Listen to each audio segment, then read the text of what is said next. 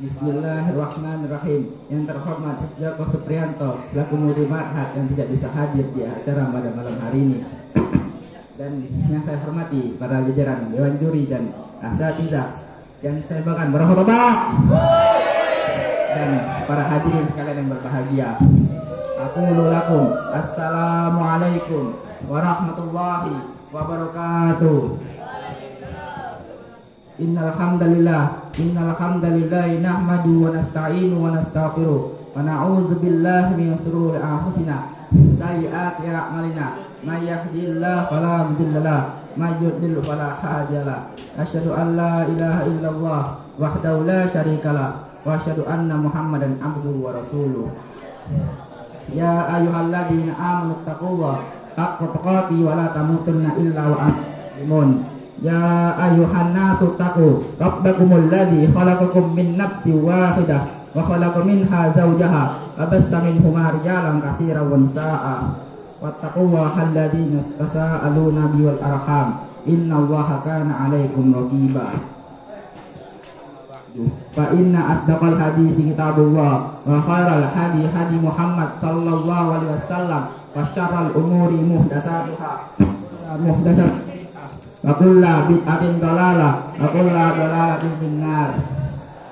Pertama, marilah kita panjatkan puja dan puji syukur kita atas kehadiran Allah Subhanahu wa taala yang telah memberikan kita banyak nikmat, terutama nikmat iman, ihsan dan Islam, dan dengannya kita bisa berkumpul di acara khutbah bahasa Indonesia dengan keadaan sehat walafiat. Jika diibaratkan ranting-ranting dunia ini sebagai penanya, lautan seluas samudera sebagai tintanya, dan dedaunan sebagai kertasnya, sebagaimana firman-Nya, wa in ta'uddu nikmatallahi la tahsuha, yang artinya jika kamu menghitung nikmat Allah, kamu tidak niscaya kamu tidak akan mampu menghitungnya.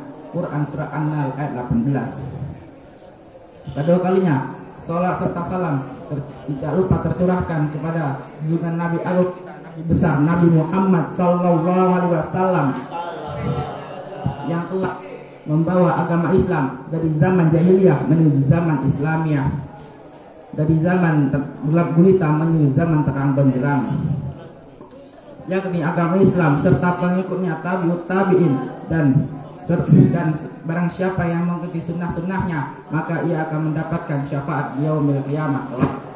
Kita termasuk umat Rasulullah. Yang ketiga kalinya berdirinya saya di sini, saya ingin berwasiat kepada hadirin sekalian, khususnya untuk diri saya pribadi, marilah kita tingkatkan kualitas iman dan takwa kita kepada Allah, karena bekal yang terbaik adalah takwa. Bagaimana firman-Nya? Watadawwadu fa inna khairaz zadi taqwa, dan berbekalah karena sebaik-baik bekal adalah takwa. Dan lupa berterima kasih pada MC yang telah memberikan saya sedikit waktu untuk berkhutbah bahasa Indonesia yang berjudul Meraih Ampunan Allah. Ikhwanu fiddin rahimakumullah. Kesalahan dan dosa bagi manusia adalah suatu kelaziman. Tidak ada manusia yang maksum. Setebal apapun jika keimanannya, seluas apapun ilmunya, dan sedalam apapun ketakwaannya kepada Allah, jika selama dia manusia, dia pasti suatu kali akan melakukan kesalahan.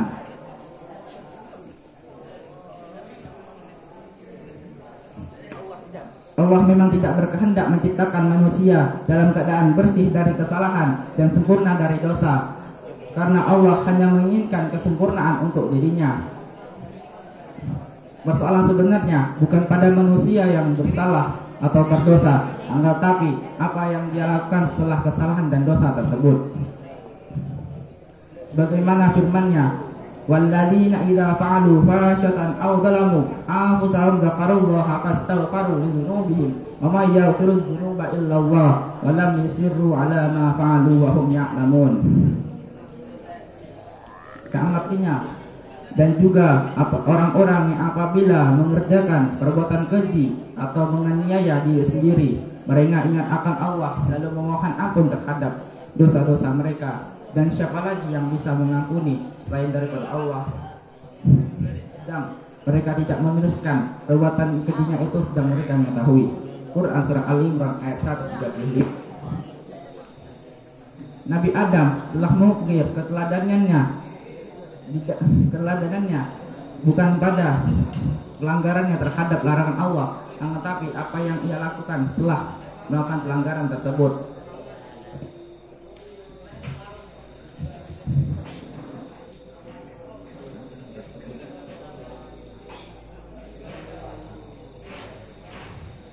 Sebagaimana yang kita ketahui, Nabi Adam dan istrinya diizinkan oleh Allah tinggal di surga.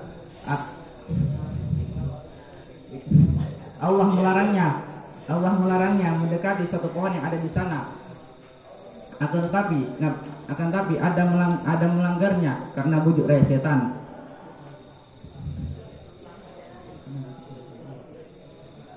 Akan tetapi setelah itu Adam menyesali dan menyadari kesalahannya dan memohon ampun kepada Allah. Lalu Allah mengampuninya dan Adam pun menjadi manusia yang lebih baik dan lebih mulia dari sebelumnya. Ikhwanu fiddin rahimakumullah. Di sisi lain, manakala Allah menciptakan Bani Adam dengan kesalahan dan dosanya, ia pun membuka peluang perbaikan dengan selebar-lebarnya. Dia mengajak hamba-hambanya untuk memanfaatkan peluang tersebut sebaik-baiknya. Peluang ini senantiasa terbuka siang dan malam sepanjang umur manusia, bahkan umur dunia ini. Peluang tersebut adalah taubat untuk meraih ampunan Allah. Dan jika Allah berjanji untuk memaafkan dan membuka pintunya lebar-lebar, sementara kita manusia lalu berdosa, maka tidak sekedar layak, akan tetapi sangat layak jika kita mengetuk pintu tersebut dengan harapan Allah berkenan melimpahkan maafnya, kepada kita semua. Sesungguhnya Allah Maha Pengasih lagi Maha Pemurah. Ikhwanu fiddin rahimakumullah. Ada cara dan jalan untuk meraih ampunan Allah. Cara-cara dan jalan-jalan tersebut sangatlah mudah. Sangatlah mudah, tergantung kepada diri kita sendiri, ingin atau tidak. Di sini akan dipaparkan cara-cara yang paling penting dan mendasar. Yang pertama adalah taubat. Jika Allah menghendaki, jika Allah berkehendak, tidak ada dosa yang tidak terhapus oleh taubat.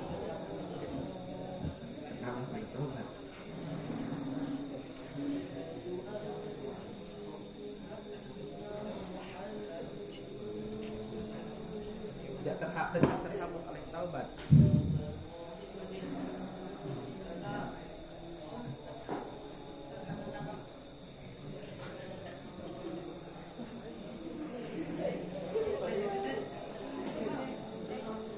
Sebesar dan seberapapun ia, jangankan dosa-dosa kecil, dosa-dosa besar pun akan terhapus oleh taubat. Bahkan dosa tertinggi dalam Islam, syirik, juga akan terhapus oleh taubat.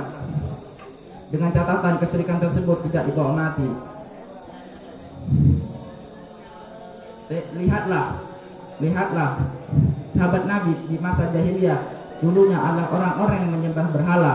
Setelah ia bertobat darinya, ia pun menjadi manusia terbaik umat ini. Tengoklah pada seseorang laki-laki di umat terdahulu yang dikisahkan Rasulullah, pembunuh 100 nyawa. Adakah dunia ini yang lebih besar, dan adakah dunia ini pelaku yang lebih besar darinya?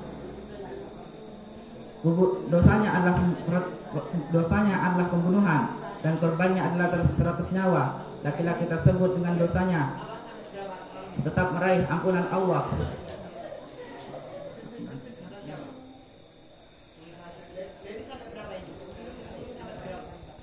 Dengan taubatnya dan usaha kerasnya yang ia buktikan dengan berhijrah ke negeri lain yang bisa mendukung usahanya tersebut. Ikhwan fillah rahimakumullah.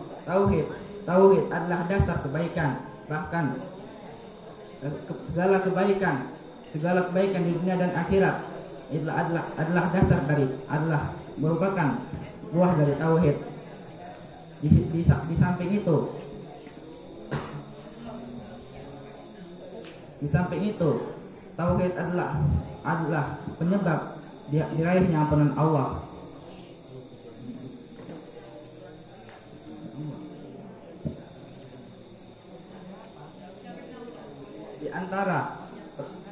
Di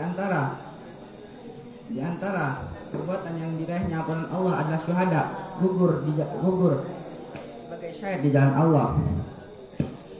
Rasulullah sallallahu alaihi wasallam bersabda, "Wala yaghfirullahu lis-sahidi kulla danbi illa dain." Allah mengampuni dosa orang-orang yang mati syahid kecuali hutang. Hadis riwayat Muslim. Hutang dikalikan karena di antara sesama manusia. Di antara perkara demikian dikembalikan kepada pemilik hak.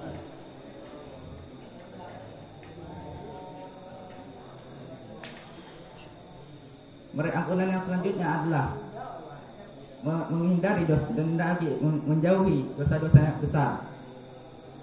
Dosa-dosa besar adalah dosa yang diancam hukuman had atau diancam hukuman had di dunia atau mengundang murka dan laknat Allah.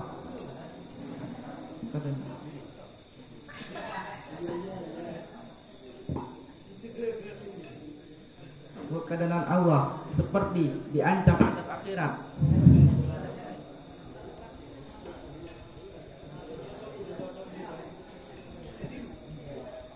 Apabila dosa seperti ini dihindari, maka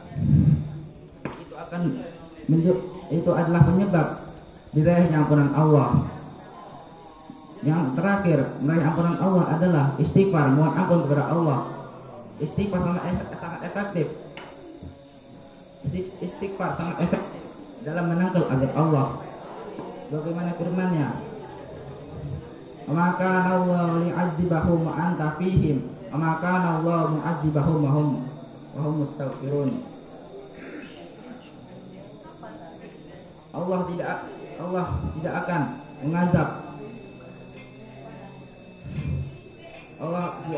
mereka sedang kamu di antara mereka, dan tidaklah pula Allah mengazab mereka dan mereka meminta ampun. Quran surah Al-Anfal ayat 33. Adapun kesimpulan yang bisa diambil dari khutbah saya ialah, yang pertama,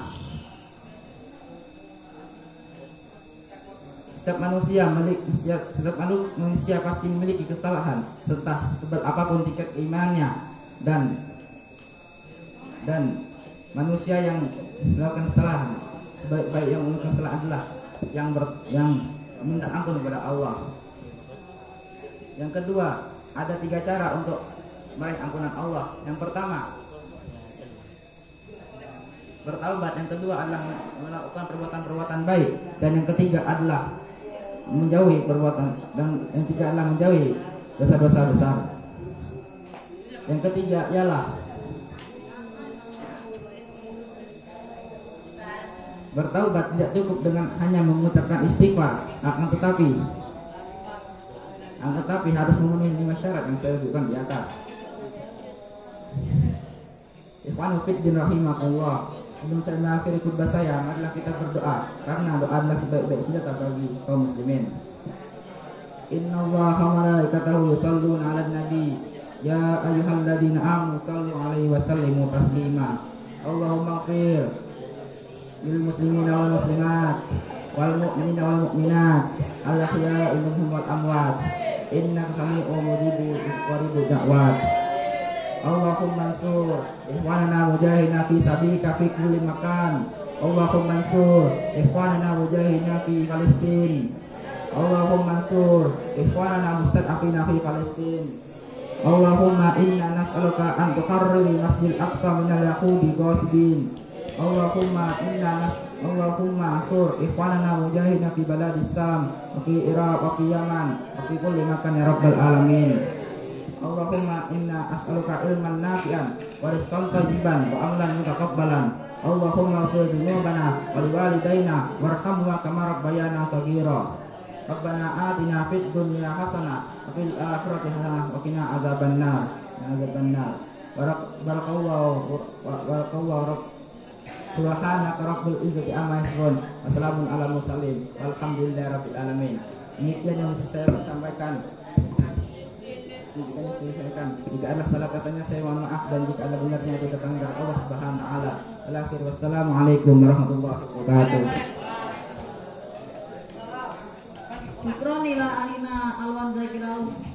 Khutbah berikutnya akan disampaikan oleh Nu'man Al-Mukarim.